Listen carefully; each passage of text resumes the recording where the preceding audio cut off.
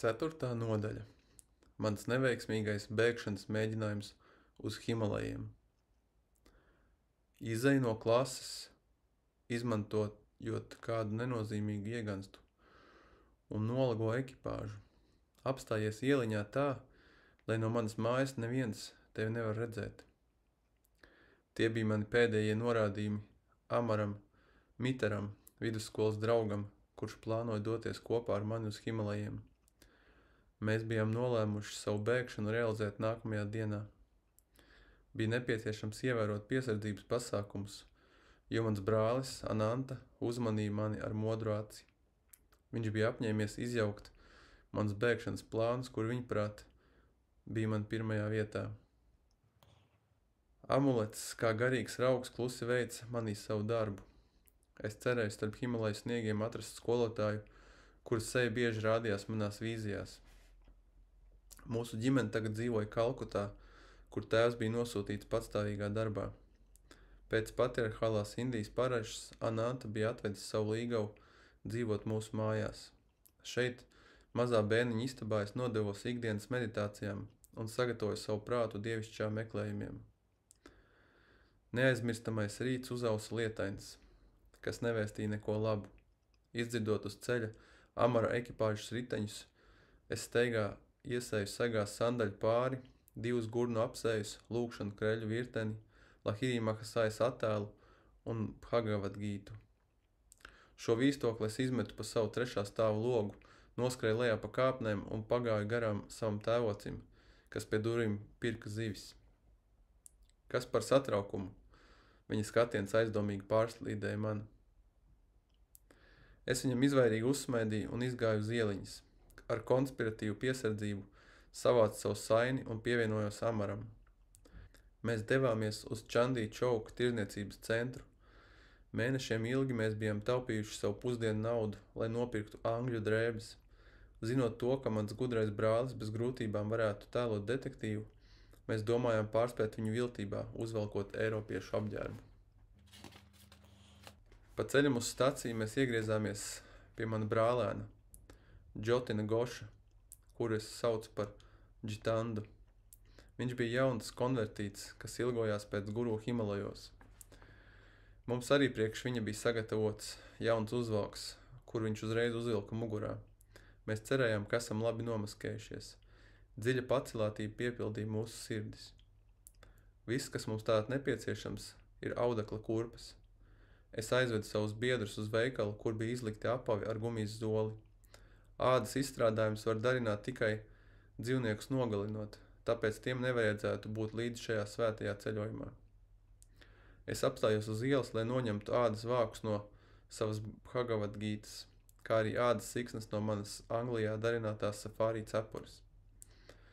Stacijā mēs nopirkām biļetes uz Bardhavānu, kur mēs plānojām pārsēsties, lai dotos uz Haridvāru, kas atradās Himalaju pakājē. Tiklīdz vilciens mūs uzņēmis, pātrināja gaitu, es izpaudu dažas no savām krāšņām gaidām.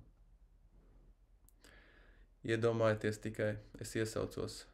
Skolotāji mūs apgaismos, un mēs nonāksim kosmiskās apziņas transā. Mūsu miesa būs uzlādēta ar tādu magnetismu, ka Himalaju savaļas dzīvnieki pakļāvīgi nāks mums klāt. Tīģeri kā lēnprātīgi mājas kaķi gaidīs mūsu glāstus. Šī piezīme, nākotnes attēlojums, kas man šķita aizraujošs gan pārnestā nozīmē, gan burtiski, izraisīja sajūsminātu smaidu Amara sejā. Bet Džatinda novērsa savu skatienu uz garām slīdošo ainavu, kas pavērās laukā pa logu. Nauda būtu jāsadala 3 daļās, Džatinda ar šo ierosinājumu pārtrauc ielgušo klusumu. Katram no mums vajadzētu iegādāties atsevišķu biļeti uz Bharadhvāru. Tādējādi stacijā neviens nenojautīs, ka mēs bēgam projām visi kopā. Es neko nenojausdams piekritu. Krēslā mūsu vilciens apstājās Bharadhavānā. Džatinda iegāja biļešu kasēs. Mēs ar Amaru palikām sēžam uz perona. Gaidījām kādas 15 minūtes. Tad gājām apjautāties. Meklējām visapkārt, izbailēs neatlaidīgi saucām Džatindas vārdu, bet viss veltīgi. Viņš bija izgaisis nepazīstamajā tumsā, kas apņēma nelielo staciju. Mana apņēmība bija pilnīgi sagrauta. Es biju savdabīgi nejūtīgi un pārņemts. Kā Dievs varēja pieļaut šo nomācošo atgadījumu? Mans pirmais rūpīgi plānotais romantiskais bēgšanas mēģinājums sasniegt viņu tika nežēlīgi izjaukts. Amar, mums ir jāatgriežas mājās, es raudāju kā bērns. Džatīnas nodevīgā bēgšana ir slikta vēsts. Šis ceļojums ir lemts neveiksmei. Vai tāda ir tava mīlestība uz to kungu? Tu nevari tikt galā pat ar mazu pārbaudījumu, ceļa biedra nodevību? Dzirdot Amara domu par dievišķo pārbaudi, mana sirds nomierinājās. Mēs atspridzinājāmies ar slavenajiem Baradhvānas saldumiem, Sitabhogu, dievietes ēdienu un Motičuru saldajiem pērles tīradņiem. Pēc dažām stundām mēs iekāpām vilcienā uz Haridvāru caur Barēlī. Nākamajā dienā Mugalsarājā, gaidot uz peronu vilcienu, lai pārsēstos, mēs apspriedām kādu vitāli svarīgu jautājumu. Amar, kāda no dzelzceļa amatpersonām varētu sākt mūs iztaujāt sīkāk?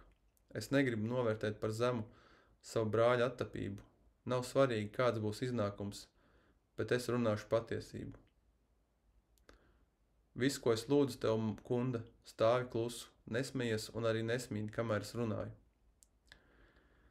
Tajā brīdī eiropeisks stacijas darbinieks uzrunāja mani. Viņš pavicināja telegramu, kuras nozīmes es uzreiz nojautu. Vai tu sadusmots beidz no mājām? Nē. Es biju priecīgs, ka viņa vārdu izvēle atļāva man izteikt atbildi pārliecinoši. Zinot to, ka ne jau dusmas, bet dievišķās skumjas bija par iemeslu manai nosodāmajai uzvedībai. Tad ierēdnis pagriezās pret Amaru. Sekojošais asprātīgais duelis knapi ļāva man saglabāt pašsavaldību un nopietnību, kuras pats bija ieteicis. Kur ir trešais puika? Visa amatpersonai piemītošā vara atskanēja viņa balsī. Tūlīt pati saki man patiesību. Kungs, es ievēroju, jūs velkājat brilles, vai jūs neredzat, ka mēs esam tikai divi? Amars nekaunīgi pasmaidīja. Es neesmu burvis, es nevaru uzburt trešo zēnu. Ierēdnis manāmi apmulis no šīs bezkaunības, bet atrada jaunu veidu uzbrukumam. Kāds ir tavs vārds? Mani sauc Tomas. Mana māte ir anglieta un tēvs indietis, kas pieņēmis kristietību. Kāds ir tava drauga vārds? Es saucu viņu par Tomsonu. Par šo laiku man iekšējā līksme bija sasniegusi zenītu, un es vienkārši devos uz vilcienu, kas liktenīgi iesilpās, ziņojot par aizbraukšanu. Amars ar lētecīgo ierēdni sekoja. Ierēdnis bija arī tik izpalīdzīgs, ka iesēdināja mūsu eiropiešu kupejā. Pēc viņa domām, tas acīm redzot bija aizskaroši diviem pa pusē angļu zēniem ceļot nodalījumā, kas atvēlēts vietējiem iedzīvotājiem. Pēc viņa pieklājīgās atvadīšanās es atslīgu uz sēdekļu un sāku neprātīgi smieties. Amara seju rotāja priecīgi apmierināta sejas izteiksme par to, ka pārspējas viltībā pieredzējuši eiropiešu ierēdni. Uz perona es biju pamanījies izlasīt telegramu. Tā bija no mana brāļa Anantas, kas skanēja šādi. 3 bengāļu zēni angļu drēbēs ir aizbēguši no mājām un dodas uz Haridvāru caur Mugulsarāju. Lūdzu tos aizturēt, līdz ierodos es. Bagātīga atlīdzība par jūsu pakalpojumiem garantēta. Amar, es tev teicu, neatstāju atzīmētos vilcienu sarakstu savās mājās. Mans skatiens bija pārmetumu pilns. Brālis droši vien tos būs atradis. Mans draugs nokaunējies, pieņēma pārmetumu. Mēs uz īsu brīdi piestājām Barēlī, kur Dvarka Prasads gaidīja mūs ar telegramu no Anantas. Dvarka drosmīgi centās mūs aizkavēt, bet es viņu pārliecināju, ka mūsu bēgšana nav nepārdomāta. Tāpat kā iepriekšējā reizē Dvarka atteicās no mana uzaicinājuma doties uz Himalajiem. Kamēr mūsu vilciens tajā naktī stāvēja stacijā, un es biju pa pusē aizmidzis, Amaru pamodināja cits ierēdnis, izprašņādams viņu. Arī viņš krita par upuri Tomasa un Tomsona valdzinājumam. Pret rītausmu vilciens mūsu uzvarām vainagotus nogādāja Haridvārā. Majestātiskie kalni aicinoši iezīmējās tālumā. Mēs metāmies cauri stacijai un ienirām pilsētas pūļu brīvībā. Pirmkārt, mēs pārģērbāmies vietējo iedzīvotāju drēbēs, jo Nanta kaut kādā veidā bija atklājis mūsu plānu nomaskēties eiropiešu apģērbā. Man prātā iezagās sagūstīšanas priekšnojauta. Uzskatot, ka ir vēlams nekavējoties atstāt Haridvāru, mēs nopirkām biļetes, lai turpinātu ceļu uz ziemeļiem līdz Rišikešai, kuras zeme gadiem ilgi svētīta ar daudzu skolotāju iemītajām pēdām. Es jau biju iekāpis vilcienā, bet Amars vēl kavējās uz perona. Pēkšņi viņu pārsteidzis palks sauciens. Policists uzsauc, lai viņš apstājas. Nelūgtais likumsargs virsnieks pavadīja Amaru un mani uz policijas iecirkņa bungālo un atsavināja mūsu naudu. Viņš pieklājīgi paskaidroja, ka tas bija viņa pienākums mūs aizturēt, līdz ieradīsies mans vecākais brālis. Uzzinājis, ka patvaļnieku galamērķis bija Himalaja, virsnieks pastāstīja ar to saistītu dīvainu stāstu. Es redzu, jūs esat aizraujušies ar svētajiem. Jūs nekad nesatiksiet dižāku dievu vīru, kā to, kuras redzēju nu pat vakar. Mēs ar manu brāli virsnieku pirmo reizi satikām viņu pirms 5 dienām, patrulēdami gar gangu un meklēdami kādu slepkavu. Mūsu instrukcijās bija norādīts sagūstīt viņu dzīvu vai mirušu. Bija zināms, ka viņš maskējoties par sādhu, aplaupa svētceļniekus. Netālu sev priekšā mēs pamanījām cilvēku apveidu, kas līdzinājās noziedznieku aprakstam. Viņš ignorēja komandu apstāties, lai viņu aizturētu, mēs metāmies skriešus. Tuvojoties viņam no mugurpuses, es ar milzīgu spēku cirtu ar savu zobenu. Vīra labā roka gandrīz pilnībā tika no ķermeņa nocirsta. Neizdvesis ne vaidu, neuzmetis pat skatienu šausmīgajai brūcei, svešinieks pārsteidzoši turpināja savu ātro gaitu. Kad mēs izlaicām viņam priekšā, viņš klusi sacīja: Es neesmu slepkava, kur jūs meklējat. Es biju dziļi satriekts, redzot, ka bija ievainojis dievišķi izskata gudro. Nometies pie viņa pēdām, es lūdzos piedošanu un piedāvāju savu turbānu audumu, lai apturētu spēcīgu asiņu strūklu. Dēls, tā bija tikai kļūda no tavas puses. To var saprast. Svētais man laipni uzskatīja. Dodies tālāk un nepārmet sev neko. Mīļotā māte rūpēs par mani. Viņš piespieda savu nokārušos roku pie cirtiena vietas un raugi tā pievienojās, asins neizskaidrojumā kārtā pārstāja plūst. Pēc 3 dienām atnāc pie manis tur, zem tā koka, un tu redzēsi, viss būs pilnībā sadzījis. Tad tevi nemocīs sirdsapziņas pārmetumi. Vakar mēs ar manu brāli virsnieku ar nepacietību devāmies uz norādīto vietu. Sādhu bija tur un ļāva mums apskatīt savu roku. Tur nebija ne mazākās rētas, ne pēdu no ievainojuma. Es dodos caur Rišikešu uz nomaļajām vietām Himalajos, Sādhu sacīja, un mūsu svētīs ātri aizgāja. Es jūtu, ka man dzīve satiekoties ar viņas svētumu ir tikusi pacelt augstākā līmenī. Virsnieks noslēdz savu stāstījumu ar dievbijīgu atzīšanos. Šī pieredze acīm redzot bija pavirzījusi viņu tālu aiz viņa parastās uztveres dziļumiem. Ar iespējīgu žestu viņš man pasniedz drukātu izgriezumu par šo brīnumu.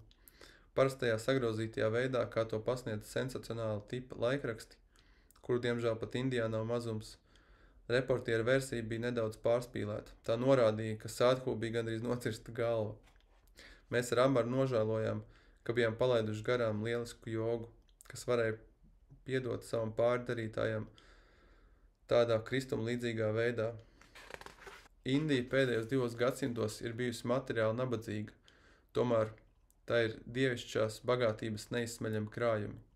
Dažkārt pasaulīgi cilvēki, tādi kā šis policists, var sastapt dižgarus pat ceļmalā. Mēs pateicāmies virsniekam par garlaicības kliedēšanu ar savu brīnišķīgo stāstu. Viņš droši lika saprast, ka viņam bija vairāk paveicies nekā mums. Viņš bija saticis apgaismoto svēto bez piepūles. Mūsu dedzīgie meklējumi bija beigušies nevis pie skolotāja pēdām, bet necilā policijas iecirknī. Tik tuvu Himalajiem un tomēr savā nebrīvē tik tālu. Es teicu Amaram, ka jūtu 2 tik lielu stimulu meklēt brīvību. Aizlavīsimies prom, kad būs tāda iespēja. Mēs varam doties kājām uz svēto Rišikešu. Es iedrošinoši smaidīju. bet mans līdzbiedrs bija kļuvis pesimistisks, jo mūsu uzticamais balsts, mūsu nauda bija atņemta. Ja mēs sāktu pārgājienu šajā bīstamajā džungļu zemē, mēs nonāktu nevis svēto pilsētā, bet tīģera vēderā. Ananta un Amara brālis ieradās pēc 3 dienām. Amars sagaidīja savu radinieku ar sirsnīgu atvieglojumu. Es uzvedos pretēji. Ananta saņēma no manis vienīgi smagus pārmetumus. Es saprotu, kā tu jūties. Mans brālis nomierinoši teica. Viss, ko es tev lūdzu, ir pavadīt mani uz Varanasī, lai iepazītos ar kādu svēto un uz dažām dienām dotos uz Kalkutu apmeklēt savu skumstošo tēvu. Tad tu vari atkal atsākt savu skolotāju meklējumus šeit. Šajā brīdī Amars pievienojās mūsu sarunai, noliedzot jebkādu nodomu atgrieztos Haridvārā kopā ar mani. Viņš baudīja ģimenisko siltumu, bet es zināju, ka nekad nepametīšu sava guru meklējumus. Mūsu pulciņš iekāpa vilcienā uz Varanasī. Tur es saņēmu īpašu un tūlītēju atbildi savai lūgšanai. Ananta jau iepriekš bija sagatavojis gudru plānu. Pirms satikt mani Haridvārā, viņš apstājās Varanasī, lai lūgtu kādam svēto rakstu zinātājam vēlāk ar mani aprunāties. Pandits un arī viņa dēls bija apsolījis Anantam, ka viņi varētu mēģināt atturēt mani no kļūšanas par sanjasī. Ananta mani aizveda pie viņiem uz mājām. Pagalmā dēls jauns enerģisks cilvēks sasveicinājās ar mani. Viņš iesaistīja mani garā filozofiskā sarunā, atklāti paziņojot, ka viņam ir tālredzīgas zināšanas par manu nākotni. Viņš neatbalstīja manu domu kļūt par mūku. Ja tu apņemies pamest savu parasto pienākumu pildīšanu, tevi sagaidīs nepārtrauktas nelaimes un nespēja atrast Dievu. Tu nevari atstrādāt savu pagātnes karmu bez pasaulīgās pieredzes. Mūžīgie vārdi no Bhagavad-gītas plūda pār manām lūpām, atbildot. Arī kāds ar vissliktāko karmu, kas nemitīgi meditē uz mani, drīz zaudē savas pagātnes sliktās rīcības ietekmi. Kļūstot par augstu dvēselisku būtni, viņš drīz sasniedz mūžīgo mieru. Ir skaidrs, pielūdzējs, kas pilnībā uzticas man, nekad neiet bojā. Bet jaunekļa uzstājīgā pareģošana bija nedaudz iedragājusi manu pārliecību. Ar visu savas sirds dedzību es klusi lūdzu Dievu. Lūdzu, kliedē manu apjukumu un atbildi man, tieši šeit un tagad, vai tu vēlies, lai es vadu savu dzīvi atsakoties, vai kā pasaulīgs cilvēks. Es pamanīju Sādhu ar cēlu sejas izteiksmi stāvam turpat aiz pandita nama nožogojumu. Acīm redzot, viņš nejauši bija dzirdējis dedzīgo sarunu starp viltus gaišreģi un mani, jo svešinieks pasauca mani klāt pie sevis. Es jūtu milzīgo spēku plūstam no viņa rāmajām acīm. Dēls, neklausies tajā nezinātājā. Atbildot uz tavu lūgšanu, kungs man saka, lai pārliecinu, ka tavs vienīgais ceļš šajā dzīvē ir atsacīšanās ceļš. Ar izbrīnu, kā arī pateicībā es laimīgi smaidīju par šo izšķirošo ziņu. Ej prom no tā cilvēka, nezinātājs, uzsauc man no pagalma. Mans svētais padomdevējs pacēla roku svētījot un lēnām aizgāja. Tas Sādhu ir tikpat traks kā tu. Tas bija pandits ar sirmu galvu, kas izteica šo burvīgo novērojumu. Viņš un viņa dēls sērīgi lūkojās manī. Esmu dzirdējis, ka arī viņš ir atstājis savas mājas, lai dotos apšaubāmos Dieva meklējumos. Es novērsos no viņiem. Pagriezies pret Anantu, es piebildu, ka neiesaistīšos turpmākās diskusijās ar mājas saimniekiem. Mans cerības zaudējušais brālis piekrita nekavējoties doties prom, un mēs drīz jau iekāpām vilcienā uz Kalkutu. Detektīva kungs, kā tu atklāji, ka es aizbēgu kopā ar 2 līdzbiedriem? Mājup ceļā es ļāvu vaļu savai nemierīgajai ziņkārībai, iztaujādams Anantu. Viņš draiskulīgi uzsmaidīja.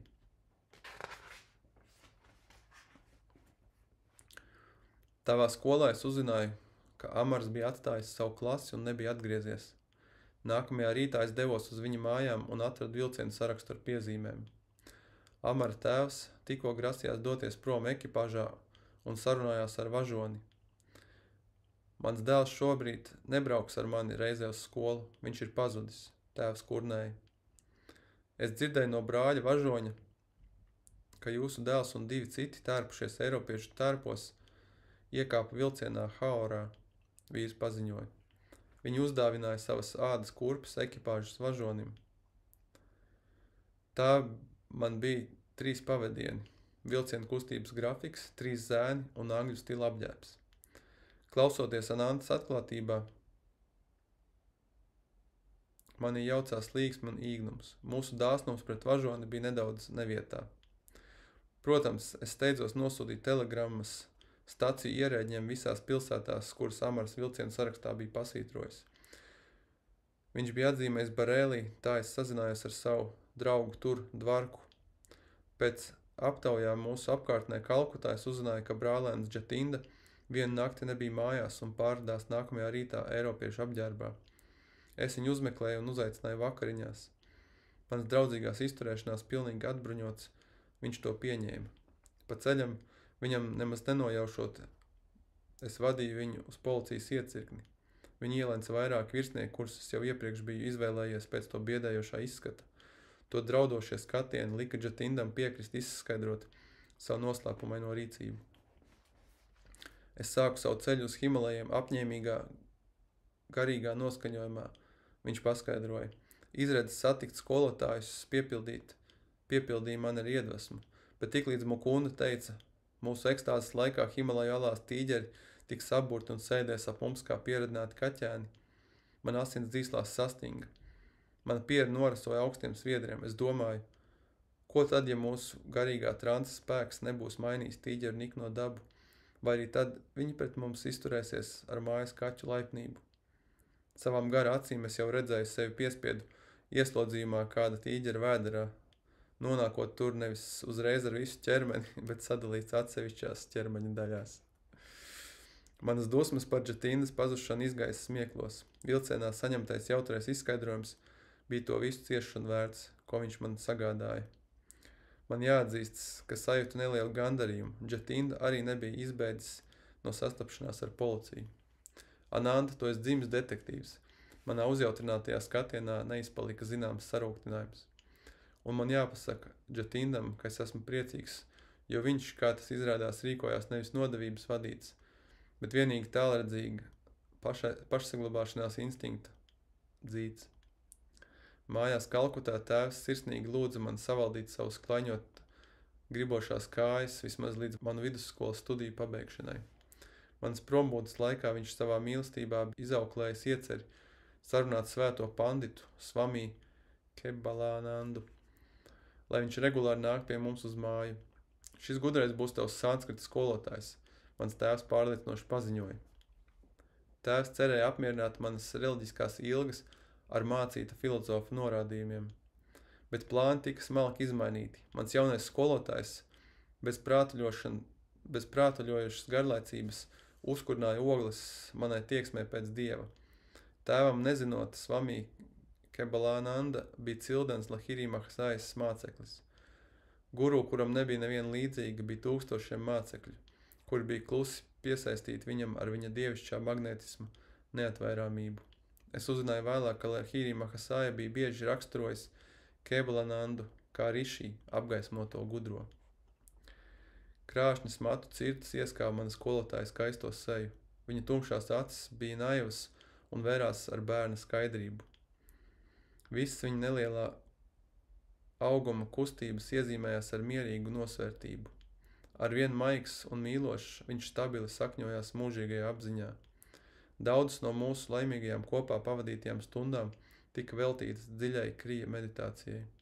Kebalānandam bija zināma autoritāte kā seno šasturu jeb svēto grāmatu zinātājam. Ar savu erudīciju viņš bija nopelnījis sev titulu Šastrī Mahasāja, ar kuru pie viņa parasti vērsās viņu uzrunājot, bet mans progress sanskrita studēšanā nebija ievērības cienīgs.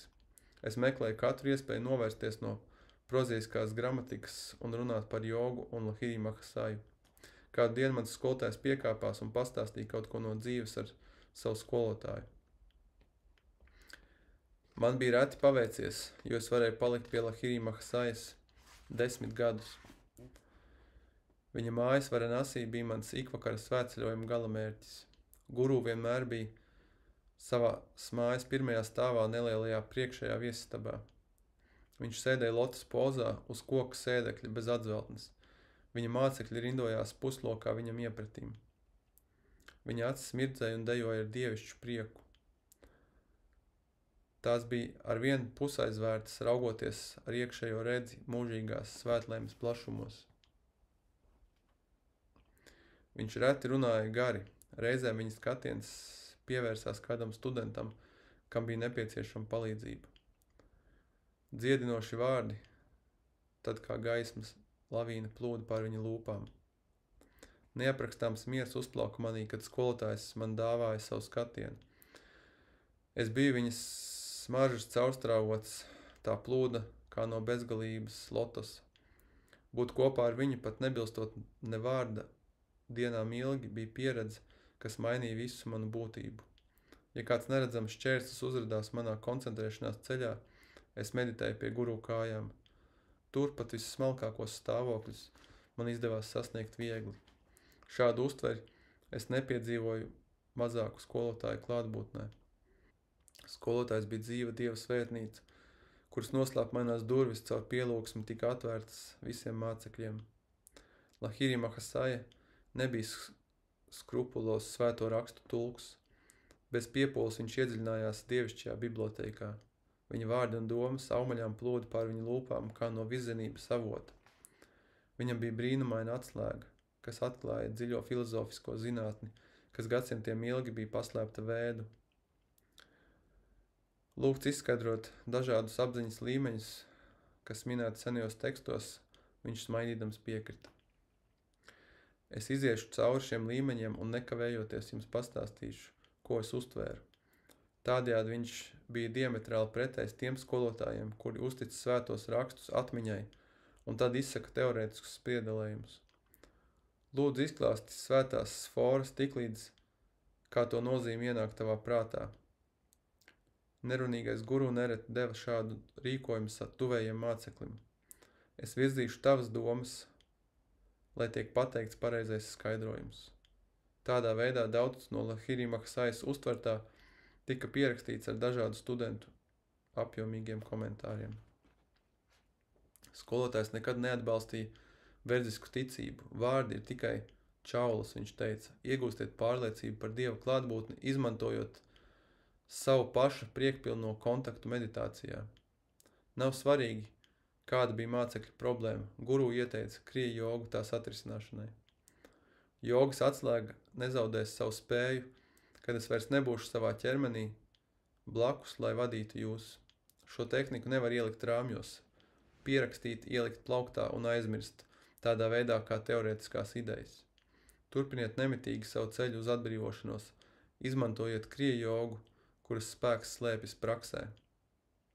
Es pats uzskatu kriju par visefektīvāko no atbrīvošanās tehnikām, kuras cilvēks jebkad attīstīs, kurā izmanto personīgo piepūli savos meklējumos pēc bezgalīgā. Kēbalananda noslēdz ar dedzīgu pārliecību. Ar tās lietošanu visvarenais Dievs, kas paslēpts visos cilvēkos, kļuva redzami iemiesojies Lahiri Mahasajas ķermenī un arī vairākos viņa mācekļos. Kristum līdzīgs brīnums, ko veids Lahiri Mahasaja, notika Kēbalanandas klātbūtnē. Kādu dienu mans svētais pasniedzējs pastāstīja šo stāstu, un viņa acu skatiens aizklīda prom no sanskrita teksta uz galda mūsu priekšā. Akls māceklis Rāmu izraisīja manu patiesu līdzcietību. Kāpēc viņam nav acu gaismas? Ja viņš uzticīgi kalpo mūsu skolotājiem, kurā pilnībā izgaismojas dievišķais. Kādu rītu es vēlējos runāt ar Rāmu, bet viņš sēdēja stundām ilgi pacietīgi veidinot guru ar pašizgatavotu palmu lapu vēdekli. Punghu. Kad pielūdzējs beidzot atstāja istabu, es viņam sekoju. Rāmu, cik ilgi tu esi akls? No dzimšanas, kungs. Manām acīm nekad nav bijusi tāda svētība, skatīt saules gaismu. Mūsu visvarenais guru var tev palīdzēt. Lūdzu izsaki to pazemīgā lūkšanā. Nākamajā dienā Rāmu bikli tuvojās Lahiri Mahasajam. Māceklis jutās nokaunējies, pie savas garīgās pārbagātības klāt vēl prasīt kādu ķermenisko bagātību. Skolotāji, Visuma apgaismotājs ir jūsos. Es lūdzu jūs ienest viņa gaismu manās acīs, lai es saskatu saules mazāk spožo mirdzumu. Rāmu, kāds ir man nostādījis grūtā stāvoklī. Man nav dziedinoša spēka. Kungs, bezgalīgais vienotais jūsos noteikti var dziedināt. Tas patiešām ir savādāk, Rāmu. Dievam nav ierobežojumi, it nekur. Viņš ir tas, kas aizdedz zvaigznes un miesas šūnas ar noslēpumaino dzīvības starojumu un var bez šaubām dot acu gaismu tavām acīm. Skolotājs pieskārās Rāmu pierēja vietā starp uzacīm. Paturi savas domas koncentrētas šajā vietā un 7 dienas nemitīgi daudzini pravieša Rāmas vārdu. Saules krāšņums dāvās tev īpašu rītausmu. Lūk, 1 nedēļas laikā tā arī notika. Pirmo reizi Rāmu skatījās dabas gaišo seju. Viszinošais vienīgais bija nemaldīgi vadījis savu mācekli atkārtot Rāmas, kur viņš dievināja vairāk par citiem svētajiem vārdu. Rāmu ticība bija pielūgsmes uzirdināta augsme, kurā gurū spēcīgā pastāvīgā dziedināšanas sēkla uzdīga. Keblananda klusēja kādu brīdi, tad izrādīja cieņu savam gurū. Tas bija skaidri redzams visos brīnumos, ko veic Lahiri Mahasaya, ka viņš nekad neļāva ego principam uzskatīt sevi par cēlonisko spēku. Ar pilnīgu paļāvību augstākajam dziedinošiem spēkam skolotājs ļāva tam brīvi plūst caur sevi. Daudzajiem ķermeņiem, ko bija iespaidīgi izdziedinājis Lahiri Mahasaya, galu galā tomēr bija jānonāk kremācijas liesmās, bet klusas garīgas atmošanās, kuras viņš ietekmējis, Kristum līdzīgie mācekļi, kurus viņš veidojis, ir viņa nezūdošie brīnumi. Es nekad nekļuvu par sanskritu pārzinēju, Keblananda iemācīja man dievišķāku gramatiku. Un nobeigumā Swami Keblanandas bilde un Paramahans Yoganandas māja Kalkutā. Nodaļas beigas.